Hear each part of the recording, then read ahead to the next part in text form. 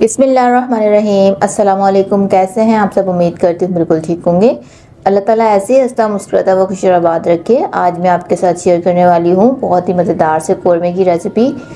कौरमा बनाना वैसे तो बहुत ज़्यादा कॉमन हो चुका है, लेकिन आज मैं आपको तरीका बताऊंगी, बहुत ही सिंपल वे में बताना सिखाऊंगी कि किस तरीके से आपको ये कौरमा आप दानेदार बना सकते हैं। और अपने घर में मौजूद चीज़ें ही हमें लेनी है और कुछ एक्स्ट्रा नहीं चाहिए, हमें किसी चीज़ के लिए परेशान होने की ज़रूरत नहीं है। तो बहुत ही ज़बरदस्ती रेसिपी, ज़रूर एंड तक देखिएगा। यहाँ पर शुरू कर लेते हैं। उसके लिए सबसे पहले हमें चाहिए होगा बीफ। तो मैंने यहाँ पर 1 किलो बीफ ले लिया है। बीफ मेरे पास ये हड्डी वाला है और इसको मैंने अच्छे से वॉश करने के बाद 2 टेबल स्पून कच्चा पपीता मैंने पेस्ट इसका लगा के रख दिया था आधे से 1 घंटे के लिए। अब यहाँ पर ये देखिए मैं इसको मैरिनेट कर रही हूँ। 1 टीस्पून मैंने नमक ऐड कर दिया है और 2 टीस्पून में इसमें पिसा हुआ धनिया ऐड कर दूंगी। और इसके अलावा मैं यहाँ पर 1 टीस्पून डाल रही हूँ लाल मिर्च का पाउडर और 1 टीस्पून मैंने यहाँ पर ले लिया है कश्मीरी लाल मिर्च का पाउडर लिया है।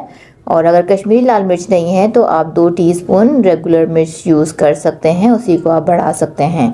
तो उसके अलावा मैं यहाँ पर हल्दी डाल दूँगी। 1 टीस्पून हमें हल्दी चाहिए यहाँ पर। और इसके बाद मैं यहाँ पर ज़ीरा ऐड करूँगी। ज़ीरा भी हमने यहाँ पर कुटा हुआ चाहिए, साबुत ज़ीरा हम नहीं ऐड करेंगे। तो 1 टीस्पून मैंने यहाँ पर ज़ीरा ले लेना है कुटा हुआ। तो अब ये इन सब की हमने मैरिनेशन कर लेनी है। इसको अच्छे से इसके साथ मिक्सिंग करेंगे हाथों के साथ ही, ताकि अच्छे से सारी बोटियों के ऊपर हमारा ये मसाला लग जाए। और इसको मैरिनेट करने के लिए मज़ीद छोड़ देंगे आधे से 1 घंटे के लिए, क्योंकि ये पकने में तो इतना टाइम नहीं लेगा, बस इसको हमने मैरिनेट करने में ही टाइम लगाना है। क्योंकि सारा जो इसमें हमने टेंडराइजिंग डाला है ना कच्चा पपीता, वो अपना काम करेगा इसमें, इसलिए हमें इसको स्टे देना होगा। यहाँ पर ये देखें अच्छे से मैरिनेट हो चुका है, इसको हमने छोड़ देना है। अब यहाँ पर ये देखें ये ऑयल है, इसके अंदर मैंने प्याज को ब्राउन करके निकाल लिया था। तो 3 मैंने प्याज ले ली हैं, उनको मैंने ब्राउन करके निकाल दिया है। अब इसी ऑयल के अंदर हमने एक खड़ा मसाला ऐड कर देना है। ये कितनी क्वांटिटी में है मैं स्क्रीन पर मेंशन कर दूंगी, आप नोट कर सकते हैं वहाँ से। तो बहुत ज़्यादा गरम मसाला भी हम इसके अंदर यूज़ नहीं करेंगे, क्योंकि अक्सर लोगों को पसंद नहीं होता है बहुत ज़्यादा गर्म मसाला। तो अब इसी ऑयल के अंदर हमने डाल देना है जो हमारा बीफ जो है मैरिनेट करके रखा था ना हमने, वो ऐड कर देना है इसमें। तो यहाँ पर ये देखें अब इसको इस ऑयल में भून लेना है। मैंने बीफ डाल दिया है इसके अंदर अपना मैरिनेशन किया हुआ, और अब इसको हमने भून लेना है। इतना भूनेंगे इसको हम कि इसका पानी जो है सारा ड्राई हो जाए। तो मैंने यहाँ पर मीडियम टू हाई फ्लेम की हुई है और मीडियम टू हाई पर इसको हमने भूनकर इसका पानी को ड्राई करना है। जब हम गोश्त के पानी को ड्राई कर देते हैं ना तो वो जल्दी से गल जाता है। तो यहाँ पर ये देखें मैंने 1 टेबल स्पून भर के लहसुन अदरक का पेस्ट भी इसी के साथ ही शामिल कर दिया है। अब हम इसी के साथ भूनेंगे और इसके पानी को, गोश्त का जो अपना पानी है ना, उसको हमने ड्राई कर लेना है। जब हम गोश्त का अपना पानी ड्राई करने के बाद पानी ऐड करते हैं ना, तो गोश्त हमारा बहुत कम टाइम लेता है गलने के अंदर। और अगर हम एक साथ ही गोश्त का पानी ड्राई नहीं करते और साथ में पानी डाल देते हैं तो फिर वो टेस्ट भी नहीं आता है और फिर वो जल्दी से गलता भी नहीं है। तो यहाँ देखें सारा पानी हमने इसका ड्राई कर लिया है, ऑयल हमारा सेपरेट होने लगा है। अब हम डाल देंगे पानी इसके अंदर। मसाले इसके अंदर हम और कोई नहीं ऐड करेंगे, सभी इसके अंदर जा चुके हैं। बस एक खुशबू के लिए एक सीक्रेट सा मसाला है, वो मैं आपको बताऊंगी एंड में कब डालना है। तो बिल्कुल भी वीडियो को स्किप मत कीजिएगा, मेरे साथ रहिएगा, देखते रहिएगा। और देखते देखते मेरे चैनल पर अगर पहली बार हैं तो सब्सक्राइब ज़रूर करके वीडियो को लाइक कर दीजिएगा। तो यहाँ पर ये देखें 3 गिलास मैंने पानी ऐड कर दिए हैं और अब इसको मैं पकाऊँगी तकरीबन 15 मिनट के लिए। 15 मिनट के अंदर मीडियम टू लो फ्लेम पर हमने इसको पका लेना है 15 मिनट के लिए। इसके अंदर ये सारा बीफ जो हमारा टेंडर हो जाएगा और पानी भी इसका ड्राई हो जाएगा। यहाँ इसको कवर कर देते हैं। तो यहाँ पर ये देखेंगे तकरीबन 20 मिनट हो चुके थे और मैंने इसको हटाया है। तो पानी आप देख सकते हैं बिल्कुल ड्राई है, ऑयल हमारा जो है अलग हो चुका है।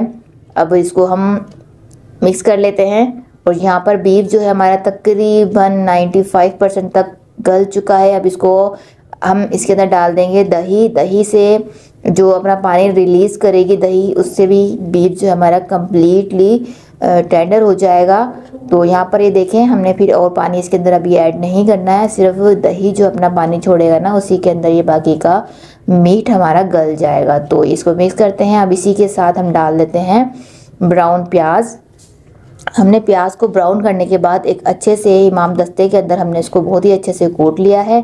कूटने से इसका दाना बहुत ही अच्छा बनेगा और जब हम इसको दही के साथ डालेंगे ना तो दाना बहुत अच्छा बनेगा। तो ये था दानेदार कौरमे का सीक्रेट।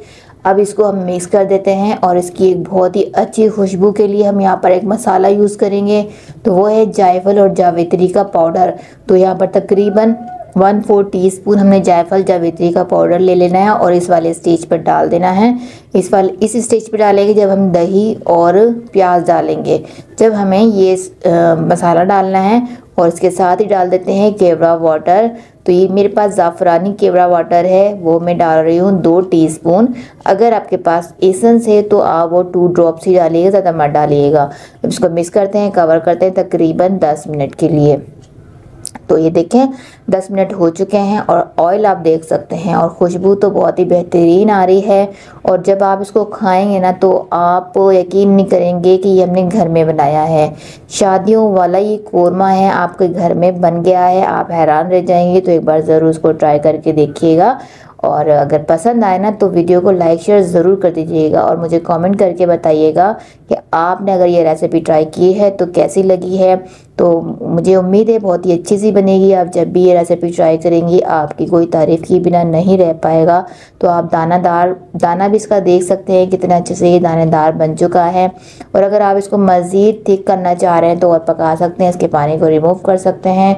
तो मुझे यहाँ इसकी कंसिस्टेंसी ठीक लग रही है, इसलिए मैंने फ्लेम को ऑफ कर दिया है। और अब इसको सर्व कर लेते हैं गरम गरम। आप इसको खाइए, नान के साथ खाइए तो बहुत ही मज़ा आ जाएगा। चलिए फिर एंजॉय कीजिए और मुझे अपनी दुआ में याद रखिएगा। अपना भी बहुत सारा ख्याल रखिएगा। अल्लाह हाफ़िज़।